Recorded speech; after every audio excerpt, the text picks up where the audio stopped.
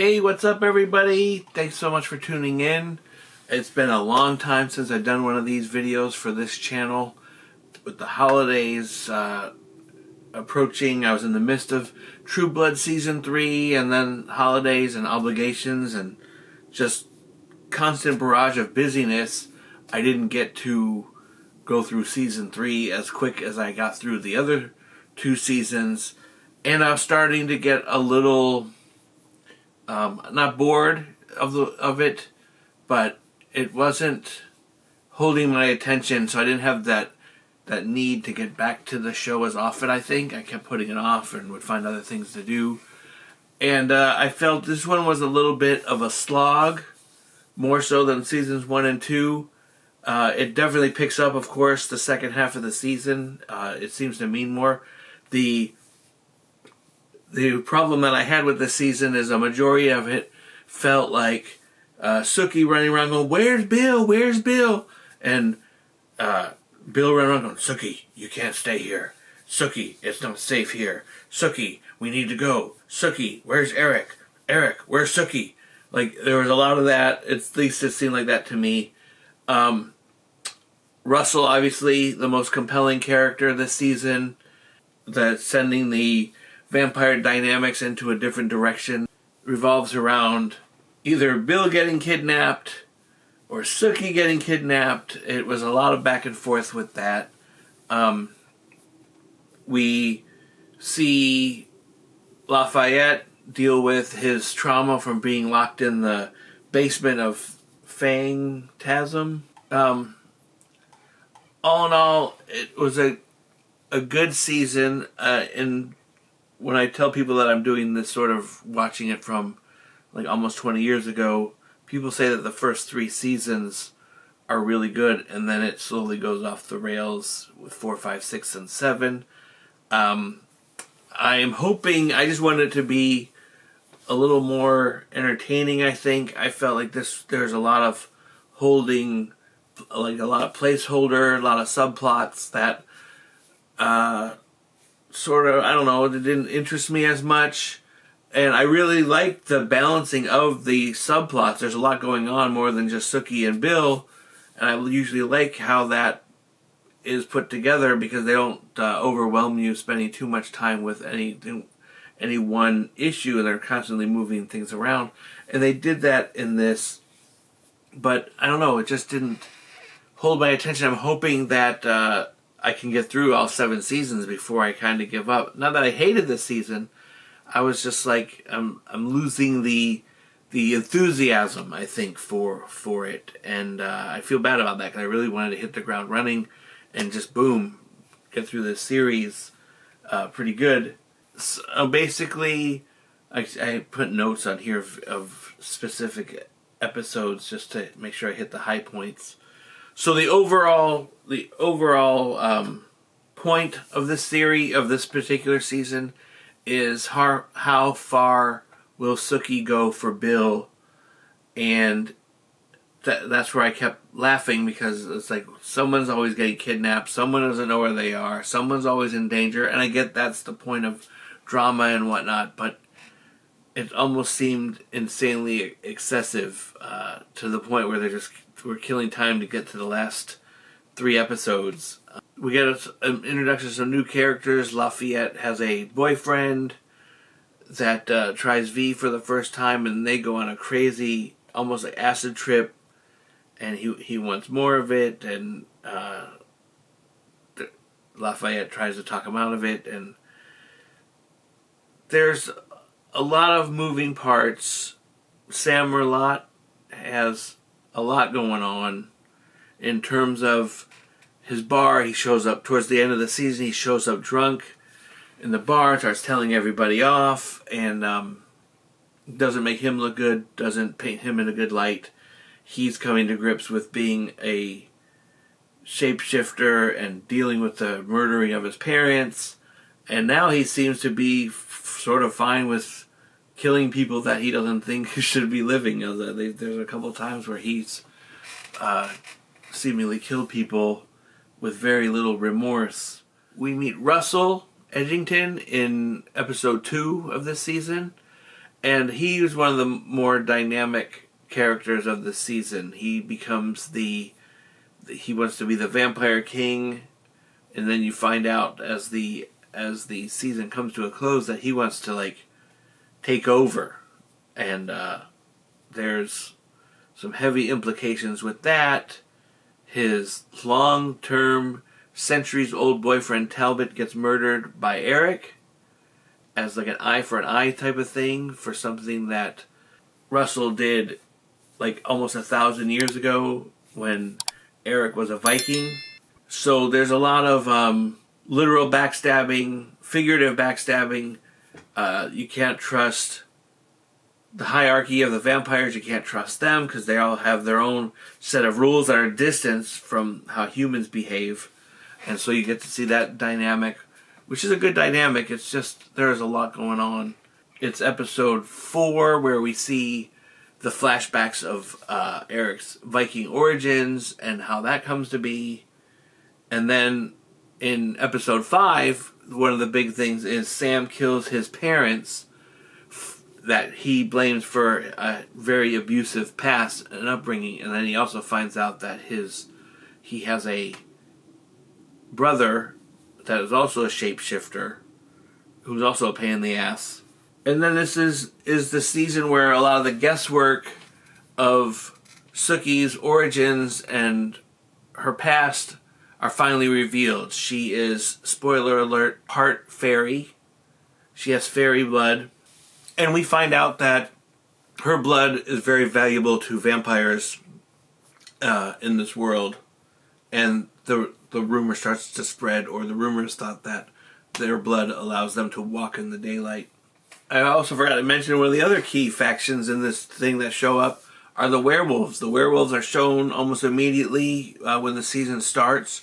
You find out that a pack of werewolves is actually working for Russell, where he's trying to get vampires and werewolves to work together to form an alliance. And then you have Alcide as the werewolf with the heart of gold that, again, finds his way to Sookie and works as a protector for her. So you get in the sense of this season that the minute the werewolves are shown, they're actually in Jackson, Mississippi, letting you know that the supernatural world is existing and expanding far beyond Bon Temps, Louisiana.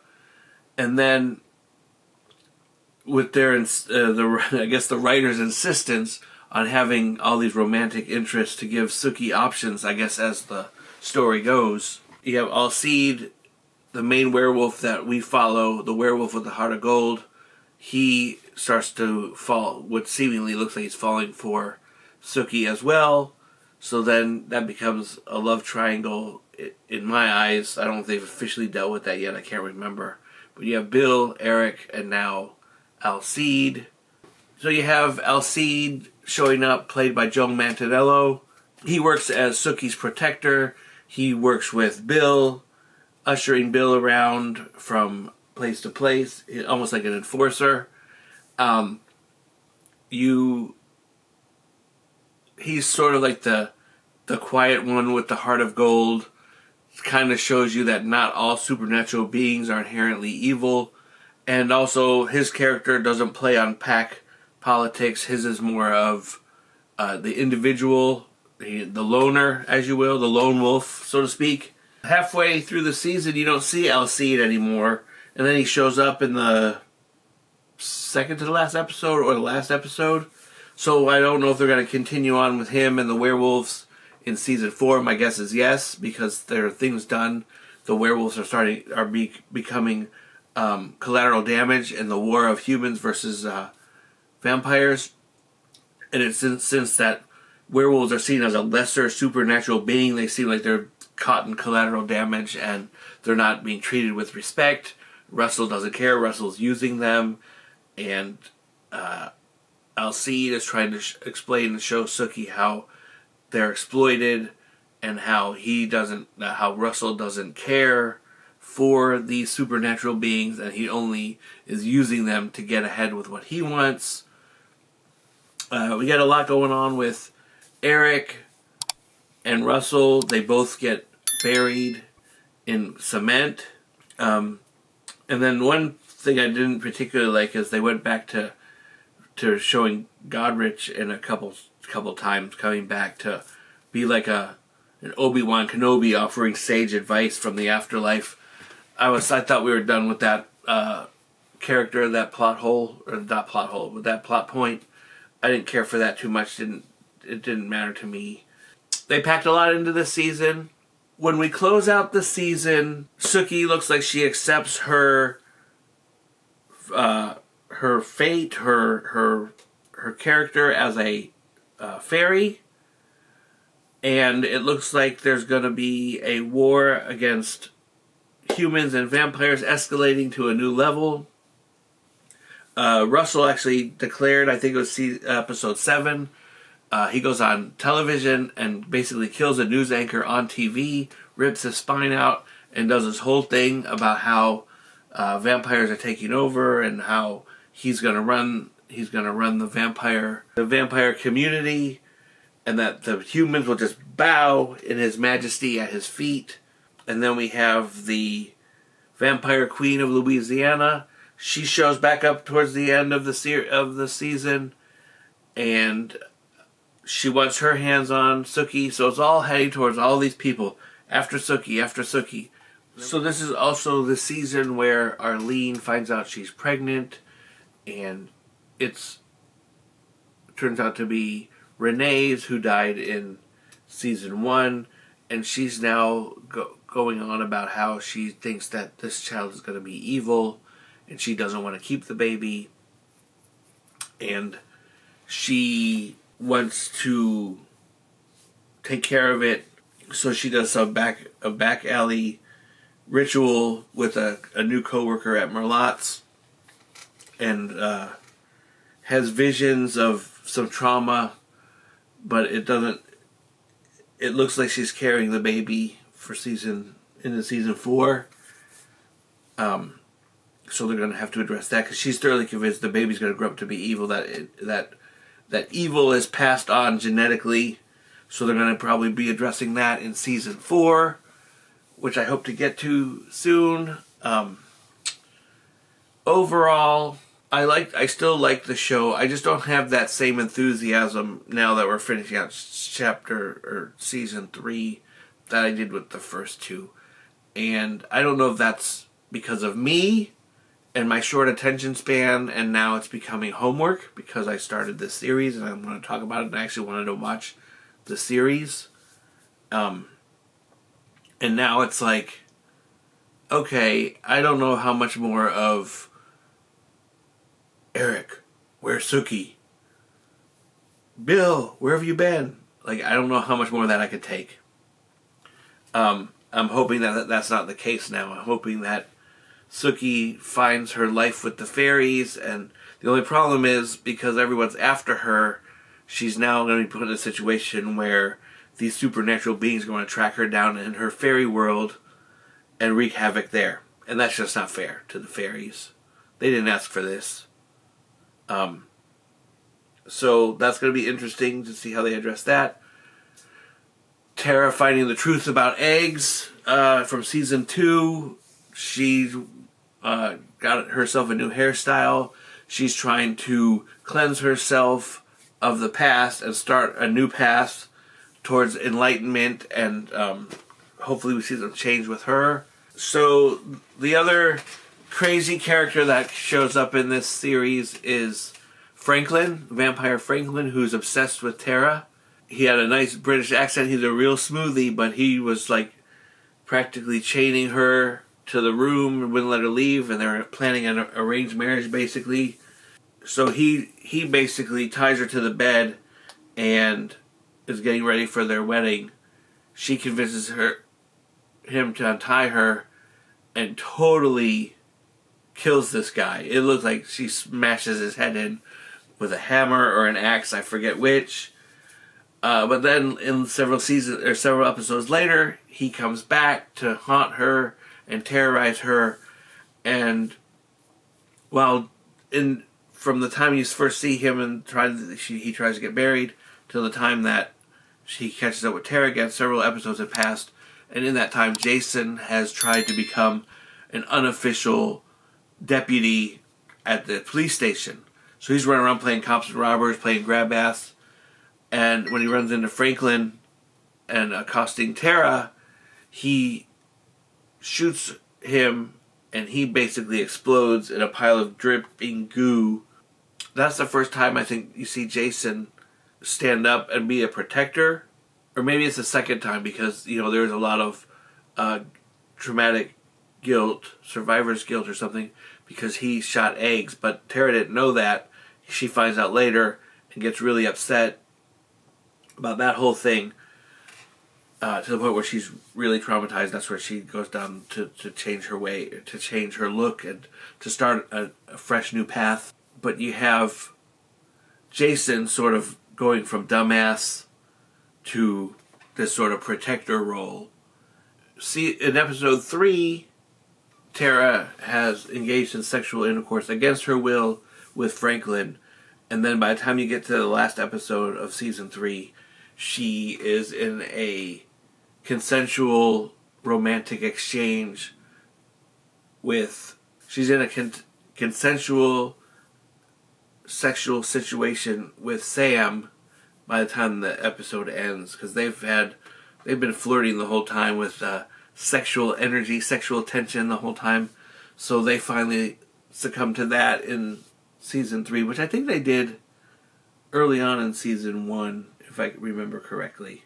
But yeah, so this looks like it's going to be a new arc for Tara. Hopefully she calms down a little bit in terms of, she has a very brash, outspoken personality. She finds her mom sleeping with a reverend in this episode. And the mom claims he's going to leave his wife for her. So yeah, there's a lot going on. So I'm sorry that I haven't gone in order and my mind is like, I'll try to piece this together. I did want to talk about it. I'm trying to make this ongoing series of visiting the show that's almost 20 years. That's almost been off the air for 20 years. So I'm just trying to keep it all straight. I just hope my fandom and my enjoyment of the show isn't waning too far to the point where I can't finish the series. All 7 seasons. Like I said, I'm heading into season 4, so hopefully we'll get that going, and I'll be back with another recap of season 4. So please comment, like, subscribe below. What were your favorite parts about season 3? Is there anything that I skipped over that you want me to talk about? I can't remember everything, so I just tried to hit the highlights, give my overall thoughts, do my sad Bill and Sookie impressions. I kind of been dealing with that all day, thinking of if I was going to do it or not. And, I did want to point out that the consistent standout of season 2 and season 3 has been Eric. Bill Skarsgård is so good in this role to go from sort of sarcastic funny to dead serious to killing Talbot. The dude does it all in this show. He cuddles up with men, he makes love with women, he's killing, he makes these quirky comments, all dead serious. He's hardly ever tries to be inherently funny, and I find that amazing. And I really enjoy his character, probably one of the best on there. So yeah, so it is a thumbs 3/4 for me, not all the way up, certainly not down, not halfway. I'd say 3/4 thumbs up. Still good. I'm gonna hopefully that the people that have reached, had said something to me that the first 3 seasons are the best. I guess they follow the book closer than what we're about to get into. That doesn't really do much for me because I never read the books. So yeah, so that's it. Good thumbs up. I'm looking forward to season 4. Hopefully I can get that soon, and hopefully I can be back with another recap and my personal thoughts on this series as we revisit True Blood almost 20 years too late. Thank you so much for watching. Please like and subscribe. Comment below. And that's it. So I appreciate you guys so much for watching, and I hope to catch you in the next one. Bye-bye.